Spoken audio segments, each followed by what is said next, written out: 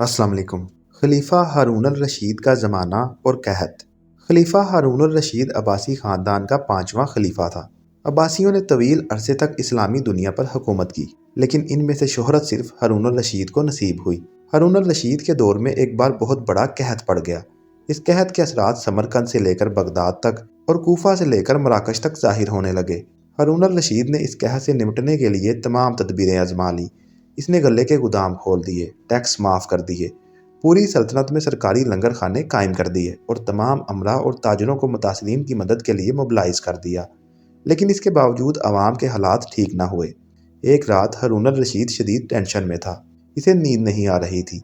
Tension के इस आलम ने इसने अपने वज़ीर आज़म याह्या बिन खालिद को तलब किया। याह्या बिन खालिद हारून अल-रशीद का उस्ताद भी था। उसने बचपन से बादशाह की तरबियत की थी। हारून अल-रशीद ने याह्या खालिद से कहा, उस्ताद मोहतरम, आप मुझे कोई ऐसी कहानी, कोई ऐसी दास्तान सुनाएं जिसे सुनकर मुझे करार आ जाए। याह्या बिन खालिद मुस्कराया और अर्ज़ किया, बादशाह सलामत, मैंने अल्लाह के किसी नबी की हयात तैयबा में एक दास्तान पढ़ी थी।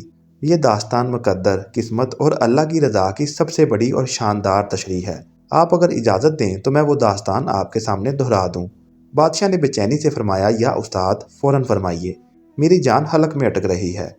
याह्या खालिद ने अर्ज़ किया, किसी जंगल में एक बंदरिया सफ़र के लिए रवाना होने लगी। उसका एक बच्चा था। वो बच्चे को साथ नहीं ले जा सकती थी। चनाचा वो शेर के पास गई और उससे अर्ज़ किया, जनाब, आप जंगल के बादशाह हैं, मैं सफ़र पर रवाना होने लगी हूँ।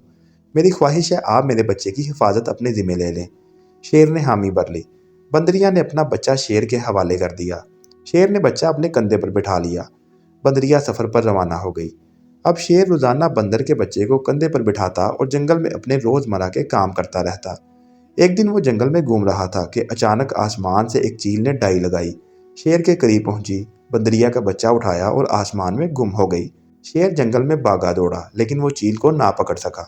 याह्या खालिद ने सांस लिया और खलीफा हारून अल-रशीद से अर्ज़ किया, बादशाह सलामत, चंद दिन बाद बंदरिया वापस आई और शेर से अपने बच्चे का मुतालबा कर दिया। शेर ने शर्मिंदगी से जवाब दिया, तुम्हारा बच्चा तो चील ले गई है। बंदरिया को गुस्सा आ गया और उसने चिल्ला कर कहा, तुम कैसे बादशाह हो? तुम एक इमानत की हिफाजत नहीं कर सके। तुम इस सारे जंगल का निज़ाम कैसे चलाओगे?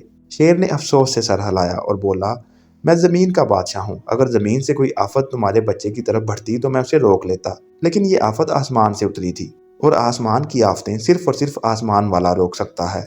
ये कहानी सुनाने के बाद याह्या बिन खालिद ने हारून अल-रशीद से अर्ज़ किया, बादशाह सलामत, कहत कि ये आफत भी अगर ज़मीन से निकली होती तो आप इसे रोक लेते। ये आसमान का अजाब है, इसे सिर्फ अल्लाह ताला रोक सकता है। चनाचा आप इसे रुकवाने के लिए बादशाह न बने, फ़कीर बने। ये आफत रुक जाएगी। दुनिया में आफतें दो किस्म की होती हैं, आसमानी मुसीबतें और ज़मीनी आफतें।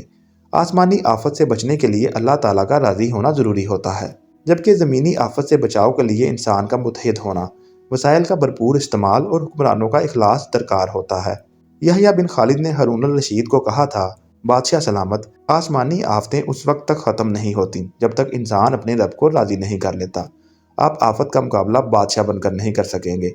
चनाचा आप फ़कीर बन जाएं, अल्लाह के हजूर गिर जाएं, इससे तौबा कीजिए, इससे मदद मांगिए। दुनिया के तमाम मसाइल और इनके हल के दरमियान सिर्फ इतना फ़ासला होता है जितना माथे और जाए नमाज में होता है।